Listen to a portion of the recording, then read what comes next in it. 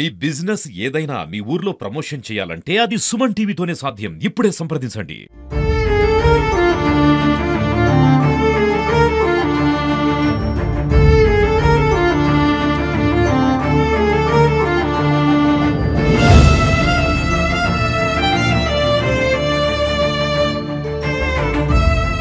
మాలబంటి alias Krishna ఏదైతే హత్య కేసులో కేసు విత్డ్రా చేసుకోవాలంటూ బెదిరింపులకు పాల్పడ్డారంటూ కూడా బంటి కుటుంబ సభ్యులైతే ఆరోపిస్తున్నారు.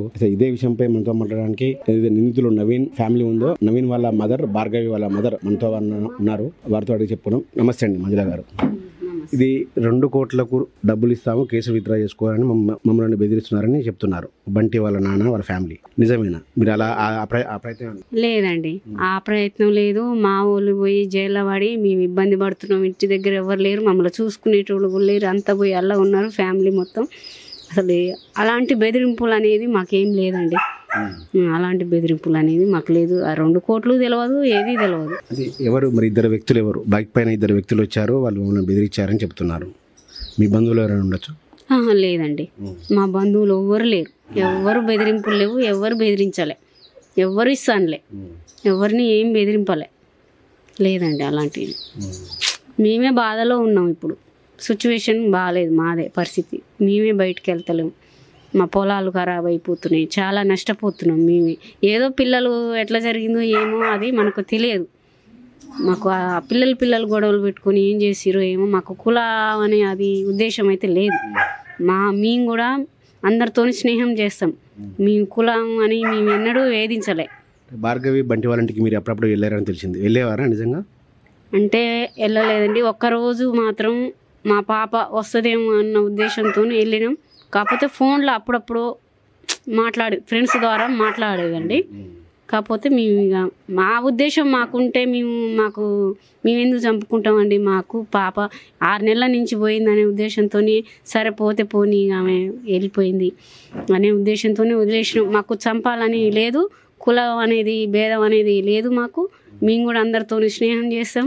కుల భేదాలు అనేది మాకు ఆ ఉద్దేశమే లేదండి. మీ నవీన్ వంశీకి ఇద్దరికి పెళ్లి కుదిరిందని తెలిసిందమ్మా, నిజమేనా? ఆ పెళ్ళిళ్ళు కుదిరినాయండి, పెళ్ళిళ్ళు కుదిరినాయి. లగ్గం కూడా ఈ నెలలో పెట్టుకునేది ఉండే. ఆ లగ్గం పెట్టుకుందాం అనేసరికి ఇదొకటి జరిగిపోయింది. పెళ్ళిళ్ళు చేసుకునేటి వాళ్ళు ఈ పని చేస్తారా ఎవరన్నా? పెళ్లి చేసుకుందామని లగ్గం కూడా పెట్టుకుందాం అనేసి మేము వెళ్దాం అనుకున్నాం. పెళ్ళి చేసుకునేటోళ్ళు ఈ పని చేస్తారా? మేము పప్పన్నాలు కూడా ఇద్దరికి ఎంగేజ్మెంట్లు కూడా పెట్టేసినాం. మా వాళ్ళకు అసంటి ఉద్దేశం అనేది లేదండి, వదిలేసిరు. అంటే ఇప్పుడు ఈ ఆరోపణలు వచ్చినప్పుడు మరి వీళ్ళే చంపిరని ఆరోపణలు అయితే వచ్చినాయి. మరి వాళ్ళు నవీన్కు వంశీ వాళ్ళ అత్తగారు ఏమంటారు అమ్మా? ఇప్పుడు మరి పెళ్లి చేస్తా అంటారు, ఏమంటారు? చేద్దామంటారు అండి, చేద్దామంటారు. మేము పెళ్లి లగ్గం పెట్టుకుందాం అనేసరికి ఇది అయిపోయింది. ఎట్లా జరిగింది ఏందనేది వాళ్ళు పాపం వాళ్ళు కూడా చాలా బాధపడుతురు. పెళ్లి లగ్గం పెట్టుకుందాం అనుకున్నాం, వాళ్ళు కూడా డబ్బులు రెడీ చేసుకుర్రు, అన్ని బంగారాలు తెచ్చి పెట్టుకుర్రు. ఇవన్నీ చేసినాక మేము ఈ పని చేయాలనుకుంటామా అండి? చేయలేదు. మాకు ఆ ఉద్దేశం అనేది లేదు, కుల భేదాలు అనేది ఏమి లేదు. బిడ్డ ఆయన ఏదైతే కట్టుకున్న భర్తుండో చనిపోయి వాళ్ళింట్లోనే ఉంది. ఒకవైపు మీ భర్త, కుమారులు, మీ అత్త జైల్లో ఉన్నారు. ఏమనిపిస్తుందమ్మా ఒక ఇల్లాలుగా మీకు? ఏమనిపిస్తుంది అసలు? చాలా బాధాకరంగా ఉందండి, చాలా బాధ. పిల్లలు ఆగమైపోయారు, ఇటు బిడ్డ ఆగమైపోయింది, ఇటు ఫ్యామిలీ పోయి అందులో జైల్లో పడ్డారు. చాలా బాధాకరంగా ఉంది. నేను కూడా తట్టుకోలేకపోతున్నా ఈ ఉద్దేశం. చాలా బాధ ఉందండి. అంటే మొత్తం మీ అత్త చేసింది, బుచ్చమ్మ ఉంది మీ అత్త చేసిందని పోలీసులు చెప్తున్నారమ్మా. అసలు మీ అత్త నిజంగా అనేదా ఇట్లా పిల్లల్ని ఎందుకురా మీరు వేస్ట్ వాళ్ళు ఉండేదని? లేదండి, మా పిల్లలు స్నేహం కూడా ఎస్సీ ఎస్టీ వాళ్ళతోనూ ఎక్కువ స్నేహం చేస్తారండి. అలాంటి ఉద్దేశం లేదు. వీళ్ళెమ్మడి తిరిగే పిల్లలు కూడా వాళ్ళే. అలాంటి ఉద్దేశం లేదు. మా అత్తమ్మ కూడా ఎన్నడూ అనలేదండి ఆ మాట. ఆ ఉద్దేశమే లేదు. మా అత్తమ్మ కూడా అందరికీ హెల్ప్ చేస్తుంది, పంచాయతీలలో కానీ కానీ అంతా నా వాళ్ళే అనేసి చూస్తుంది, అంతేనండి. అంటే మీ కూతురు ఏమో మా అన్నలకు శిక్ష పడే వరకు నేను వదిలిపెట్టను అంటుంది.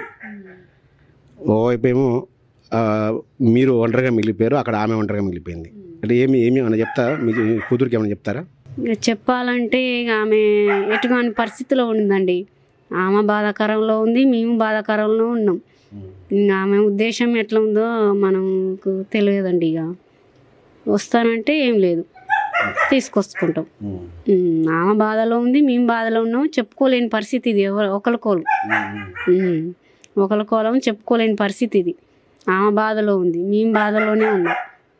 ఒకరికోలు కలుగుకుంటే ఇట్లా ఆమె చిన్న పాప, ఏం తెలియదు, ఏమైందో ఏం జరుగుతుందో మాకు తెలియట్లేదు. అంతే అండి. 2 కోట్లు అయితే ఇచ్చేదైతే అబద్ధం అంటారు. లేదండి, మాకు అలాంటి ఉద్దేశము, లంచం ఇచ్చుడు, ఈ చేసుడు, బెదిరింపులు ఇవన్నీ ఏం చేయలేదండి. చేయలే. ఇది భార్గవి తల్లి మంజుల గారు చెబుతున్నారు. మేము ఎవరికి కూడా బెదిరించలేదు, కేసులు విత్డ్రా చేసుకోమని. అసలు మా ఇంటి వాళ్ళందరూ కూడా జైల్లో ఉన్నారు, నేను ఇక్కడ ఒంటరిగా ఉన్నాను. అసలు అటువంటి అంత స్తోమత కూడా మాకు 2 కోట్లు ఇచ్చే స్తోమత కూడా మాకు లేదని కూడా మంజుల చెప్తున్నారు. అయితే తెలిసి తెలియని తనంలో తన కూతురికి ఇలా జరగడం మాకు చాలా బాధాకరంగా ఉంది. సో మా కూతురు ఇప్పుడు వచ్చినా కూడా మా ఇంట్లోకి ఆహ్వానిస్తాము అని మంజుల గారు అయితే చెబుతా ఉన్నారు. మొత్తంగా చూసుకుంటే ఇదంతా కూడా కేవలం ఏదైతే పిల్లల మధ్య ఉన్న కొట్లాట, మాకు ఎటువంటి కుల భేదాలు కూడా లేవు. మా అందరితో, అన్ని కులాలతో ఊర్లో కూడా కలిసిమెలిసి ఉంటామని కూడా మంజుల చెప్తా ఉన్నారు.